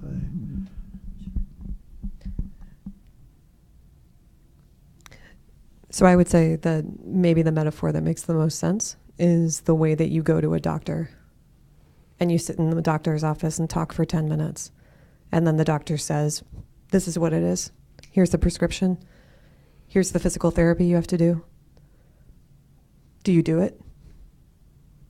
Do you trust it? Maybe. You trust it because you see the degree on the wall that says that the doctor is actually a doctor. You trust it because you're in a doctor's office, right? You didn't go to a psychic and said, here's 10 minutes, here's $50, tell me what's wrong with me, right? You went to a doctor, and the doctor said, this is what you need. And you didn't actually spend that much time. Like, doctors don't even spend that much time with most people, less than half an hour. And they tell you what's wrong. And then they give you things to do, or take, or be. And maybe you do them, or maybe you don't. But either way, there are consequences. Does that make sense? Yeah. That's kind of the medicine Buddha, right? Really what I was asking about. It was more about. Yeah, sure. It was more about that. Our guru. I never saw the doctor. I never went to the doctor's office. I never even saw him in person. But he's my guru, right? Yeah. And so, in that case, you know, how do you I tell you what, we're gonna have to wrap it up. Okay. You go ahead to finish that statement. Yeah, I kind of think there's probably some faith that has to be involved, that when you're reading or you're listening to his recordings, you know, then you'll hear something and it'll touch you and you'll say, oh yeah, that's what I need to hear. Yeah. You know? Yeah. We don't, you know, Buddhism doesn't have to be, you know, woo-woo, mystical. There's enough juicy stuff in there. And I think the best guru-disciple relationships do come about when the student and when the teacher knows the student well, you know. And it's like the doctor example is, you know the patient well, and you've seen them many times, and then you know how to treat that problem. So that's, but the otherwise it's hard to explain it in rational terms. So I can see it's confusing. You know, I couldn't give you real. I can't say it makes it 100% assurance, but have some faith in it. Otherwise, I wouldn't. Yeah, it's like one of those things, like I said, baby in the bathwater thing. There's a lot of it that's hard, that's not provable. Although I will say this, in parting, they do say that all of Buddhism is ultimately provable, even karma. Exactly. Like, it's, even though we can't prove it now, that there are different realms and that karma works with all of these all this stuff, that as we progress along the path, and then once this sounds like a cop-out, by the way, but once we get enlightened, it all becomes perfectly clear. It's very clear because we're omniscient, and we know everything. But we're not, we have a lot of work to do. We're all a work in progress. So, well, I want to thank everybody for your patience in these last 2 weeks as we've kind of sped through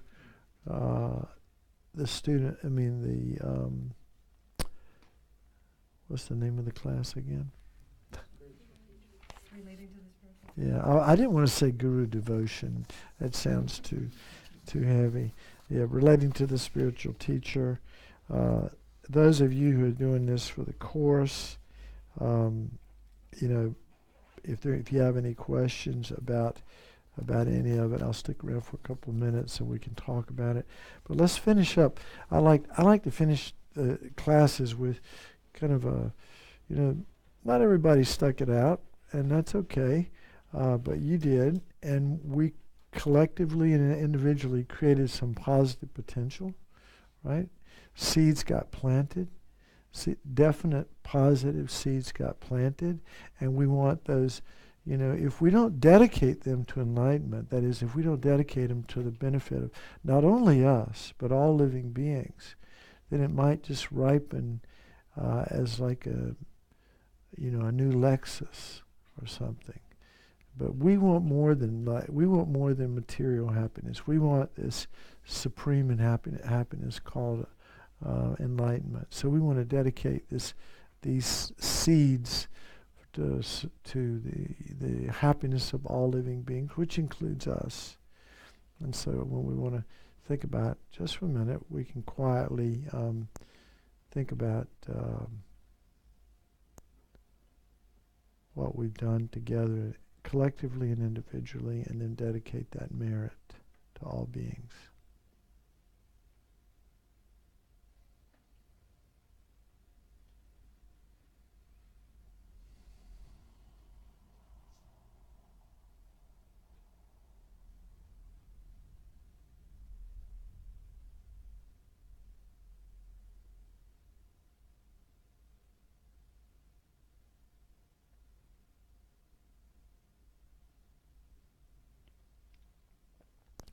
And particularly we dedicated the merit to the long lives of our teachers. You know, those teachers that teach valid paths to liberation and supreme enlightenment. You know, that they may live a long life and that their prayers and hopes for their students come true.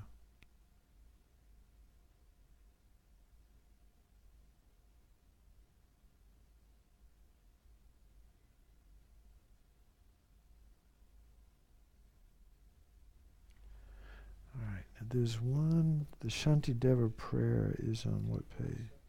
What? 246. So we'll wrap it up with this one. We'll read this together.